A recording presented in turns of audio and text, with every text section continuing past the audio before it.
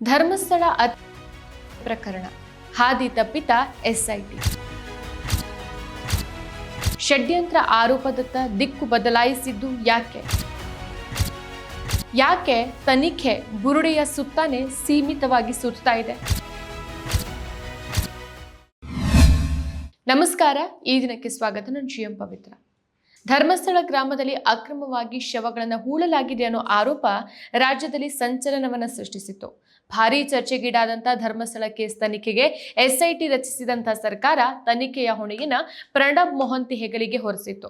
Dharmasthala case ತನಿಖೆ ನಡೆಸಬೇಕು ಅಂತ ಎಸ್ಐಟಿ ರಚಿಸಿದ ಸರ್ಕಾರ ಮುಖ್ಯಸ್ಥರನ್ನಾಗಿ ಪ್ರಣಬ್ ಮೊಹಂತಿಯವರನ್ನ ನೇಮಕ ಮಾಡುತ್ತೆ. ತಕ್ಷಣ ಕಾರ್ಯಪ್ರವೃತ್ತರಾದಂಥ ಮೊಹಂತಿಯವರು ಆ್ಯಂಡ್ ಟೀಮ್ ಬೆಳ್ತಂಗಡಿಯ ಕಚೇರಿಗೆ ಎಂಟ್ರಿ ಕೊಡ್ತಾರೆ. ತನಿಖೆಯನ್ನು ಶುರು ಮಾಡ್ತಾರೆ. ದಟ್ಟ ಕಾಡುಗಳಲ್ಲಿ ಶವಗಳಿಗಾಗಿ ಶೋಧ ನಡೆಯುತ್ತೆ. ಬಳಿಕ ದೂರು ಕೊಟ್ಟ ಚಿನ್ನಯ್ಯನನ್ನ ಬಂಧಿಸಿ ವಿಚಾರಣೆಯನ್ನು ನಡೆಸಿದ್ರು. ಕೇಸ್ ಸಂಬಂಧ ಹಲವರನ್ನ ಎಸ್ಐಟಿ ವಿಚಾರಣೆ ನಡೆಸಿದೆ. ಆದ್ರೆ ಈ ಪ್ರಕರಣ ಮೊದಲಿನಿಂದ ಯಾವೆಲ್ಲ ಮಜಲನ್ನ ತಲುಪಿದೆ ಅನ್ನೋದನ್ನ ನೋಡಿದ್ರೆ ಯಾವ ಮಜಲನ್ನು ತಲುಪಿದಂತೆ ಕಾಣಿಸ್ತಾ ಇಲ್ಲ. ಯಾಕಂದ್ರೆ ಎಸ್ಐಟಿ ತನಿಖೆ ಕೇವಲ ಬುರುಡೆಯ ಸುತ್ತ ಮಾತ್ರ ಸುತ್ತಾ ಇದ್ದಂತೆ ಕಾಣಿಸ್ತಾ ಇದೆ. ಈಗ ಈ ಕೇಸ್ ಯಾವ ಮಜಲನ್ನ ತಲುಪಿದೆ? ಯಾಕೆ ತನಿಖೆ ಬುರುಡೆಯ ಸುತ್ತಾನೆ ಸೀಮಿತವಾಗಿ ತಿರುಗ್ತಾ ಇದೆ? ಮೂಲ ಆರೋಪಗಳನ್ನ ಬಿಟ್ಟು ಷಡ್ಯಂತ್ರ ಆರೋಪದತ್ತ ದಿಕ್ಕು ಬದಲಾಯಿಸಿದ್ದು ಯಾಕೆ ಅನ್ನೋ ಪ್ರಶ್ನೆಗಳಿಗೆ ಉತ್ತರವೇ ಇಲ್ಲದಂತಾಗಿದೆ. ಧರ್ಮಸ್ಥಳದಲ್ಲಿ ನಡೆದಿದೆ ಎನ್ನಲಾದ ಸರಣಿ ಹತ್ಯೆ ಆರೋಪ ಪ್ರಕರಣಕ್ಕೆ ಸಂಬಂಧಿಸಿದಂತೆ ವಿಶೇಷ ತನಿಖಾ ತಂಡವನ್ನು ಸರ್ಕಾರ ರಚನೆ ಮಾಡಿತ್ತು.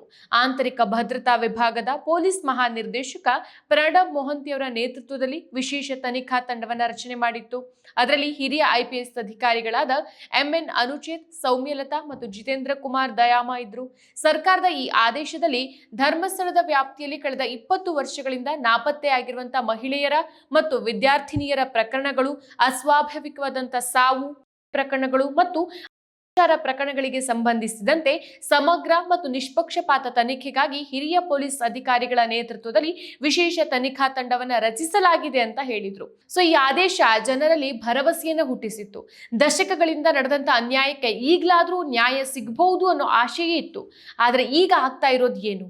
SIT ತನಿಖೆ ಕೇವಲ ಬುರುಡೆ ಸುತ್ತ ಮಾತ್ರ ಸುತ್ತಾ ಇದೆ. ಕಳೆದ 20 ವರ್ಷಗಳಲ್ಲಿ ನಾಪತ್ತೆಯಾಗಿರುವಂತಹ ಮಹಿಳೆಯರ ಮತ್ತು ವಿದ್ಯಾರ್ಥಿಗಳ ಪ್ರಕರಣದ ಚರ್ಚೆನೇ ಎಲ್ಲೂ ನಡೀತಾ ಇಲ್ಲ. ಸೊ SIT ತಕ್ಷಣ ತನ್ನ ತನಿಖೆಯನ್ನು ಶುರು ಮಾಡಿತ್ತು.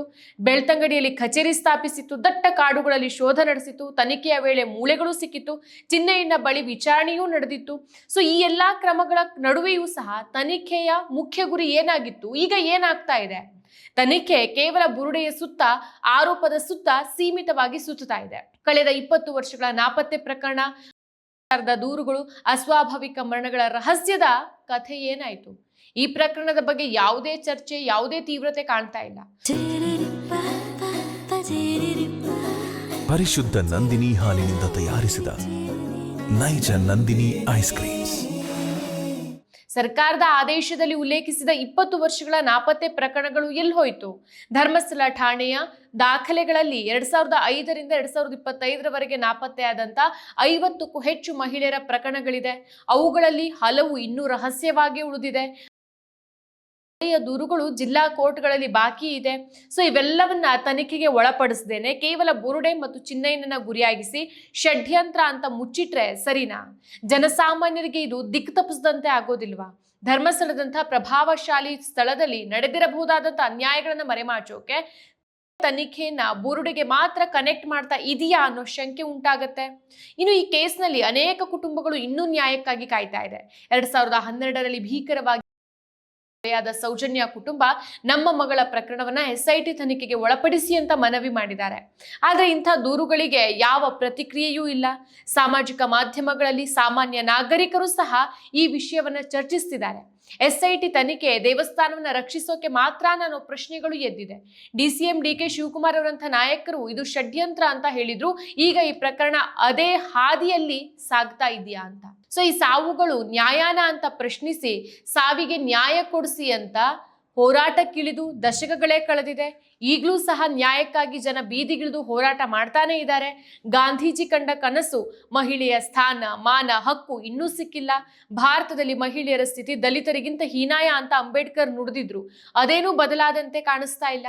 ಮಹಿಳೆಯ ರಕ್ಷಣೆಗೆ ಕಾನೂನಿದೆ, ಕಾನೂನಿನಲ್ಲಿ ಸೆಕ್ಷನ್ಸ್ಗಳಿದೆ, ಎಲ್ಲಾನು ಇದ್ದು ಮಹಿಳೆಗೆ ನ್ಯಾಯ ಮರೀಚಿಕೆ ಆಗಿದೆ ಅಂತಂದ್ರೆ ಅದರ ಅರ್ಥ ಬಲಾಢ್ಯರ ಕುತಂತ್ರ ಇದರಲ್ಲಿದೆ ಅಂತ. ಸೊ ಎಲ್ಲಾ ಕುತಂತ್ರಗಳು ನಾಶ ಆಗೋದು ತನಿಖೆಯಿಂದ ಮಾತ್ರ ಅಲ್ವಾ?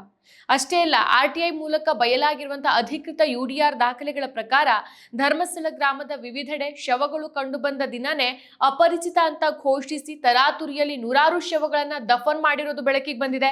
ಇಂಥ ಘನಘೋರ ಕಾನೂನು ಬಾಹಿರ ಅಕ್ರಮದಲ್ಲಿ ಪೊಲೀಸರು, ಪಂಚಾಯಿತಿ ಅಧಿಕಾರಿಗಳು ಪಾಲ್ಗೊಂಡಿದ್ದಾರಂತೆ.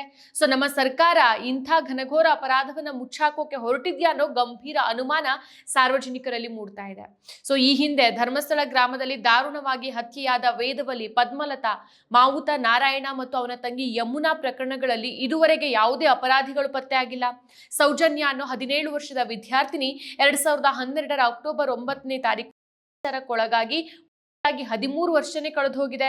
ಈ ಪ್ರಕರಣದಲ್ಲಿ ಒಬ್ಬ ಅಮಾಯಕನನ್ನು ದುರುದ್ದೇಶ ಪೂರಿತವಾಗಿ ಸಿಲುಕಿಸಿ ನಿಜವಾದ ಅಪರಾಧಿಗಳು ತಪ್ಪಿಸ್ಕೊಳ್ಳೋಕೆ ಸಹಾಯ ಮಾಡಿದ್ದಾರೆ.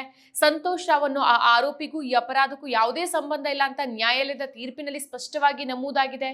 ಹೀಗಿರುವಾಗ ಕಾನೂನು ಆಡಳಿತವನ್ನ ಎತ್ತಿಡಿದು ಅಪರಾಧಿಗಳು ಎಷ್ಟೇ ಪ್ರಭಾವಿಗಳಾಗಿದ್ರೂ ಅವರನ್ನ ಪತ್ತೆ ಹಚ್ಚಿ ಕಾನೂನು ಪ್ರಕ್ರಿಯೆಗೆ ಒಳಪಡಿಸಿ ಸಂತ್ರಸ್ತರಿಗೆ ನ್ಯಾಯ ದೊರಕಿಸಿಕೊಡ್ಬೇಕಾದದ್ದು ನಮ್ಮ ಸರ್ಕಾರದ ಜವಾಬ್ದಾರಿ ಅಲ್ವಾ?